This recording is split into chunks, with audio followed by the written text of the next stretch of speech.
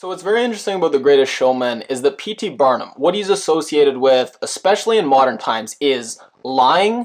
A lot of people compare Donald Trump to him and just this kind of over-the-top showmanship, playing fast and loose with the truth, trying to hype things and sell things, and then also laughing at anything. So reality TV, kind of laughing at these train wrecks and saying anything is fair game for us to put on TV as long as it sells and as long as it gets ratings. There's no bottom to what we'll put on TV, no matter how grotesque it is, no matter how much it's something that's personal and shouldn't be laughed at. We'll put it out there for the world to see and try to get ratings. So it's very interesting to watch this movie that gives a completely positive portrayal of him.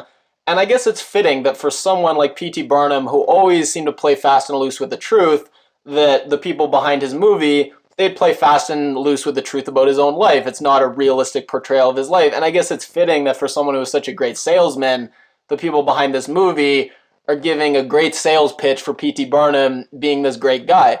And there's so many ironies for someone like P.T. Barnum, who his act that he put out was so controversial, for the movie about him to whitewash all the negative aspects and try to make a movie that is not controversial at all and appeals to everyone.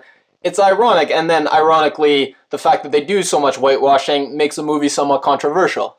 And it's also ironic that P.T. Barnum's act was criticized for just pandering to people's worst impulses, not trying to elevate the populace at all. And this movie doesn't really aim for any kind of truth, certainly doesn't really try to explore any interesting issues.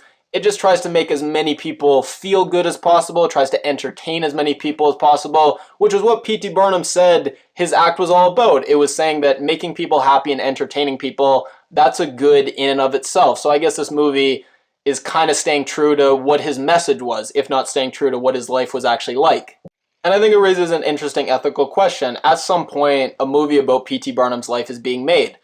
If we're never really going to know the truth, and there's always gray areas and it's never black and white, why not make a movie with a positive message rather than a negative one? It's always going to be which things you choose to include, what you choose to look at. So why not choose the positive stuff, and why not make your movie about that rather than the negative?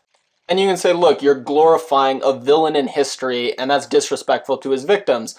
But you could say, look, you should care more about current victims. So if you can create a movie that's going to have a really positive message and maybe help people who are currently struggling with bigotry and with bullying, shouldn't you care more about that than maybe creating something that disrespects victims that have been dead for 200 years? I don't know. I think it's an interesting question. And for me, since they seem to be playing fast and loose with the truth about his life, and they could have made any story they want, I'm disappointed they didn't make some stories that I would have liked more. I really liked the aspect of him feeling like he had this chip on his shoulder and was an underdog, so he worked really hard to achieve success. And then I really wish they would have explored more how sometimes people who have that chip on their shoulder, eventually when they achieve success, that chip on their shoulder prevents them from ever really enjoying that success once they get there. And they spend their whole life striving and trying to prove people wrong. And even when they do, by all accounts, prove people wrong, they still have that chip on their shoulder and they're never really ever truly satisfied. Or they could have done a very interesting story where as a boy, he really wants to be with this girl who's rich, so he spends his whole life working on becoming rich and getting this fortune. But then when he finally becomes rich enough for her, because he had to use such dishonorable means to get it, by, people would say, exploiting these people in his circus, he's still not good enough for her, because even though now he's rich, because he was so poor, he had to do these unsavory things to get that wealth. And then whoever his love interest is looks at those unsavory things and says, I can't be with someone like that. It's like the Great Gatsby. And then when he's at this fancy dinner party and his performers show up, and he's kind of talking to them with the door closed and he shuts the door on them. I really wish they explored that aspect more. I think it's always fascinating when you have people who use certain people to get their wealth and success, but fundamentally are always kind of embarrassed by them. So all in all, this movie, it's a total crowd pleaser. The shots of the circus with the elephants and the flying rings and the trapeze, they're great. They put so much effort into it. They put so much effort into the songs. Some of the songs are truly exceptional. So, and the performances, Hugh Jackman obviously is great. His chemistry with Zac Efron was quite good.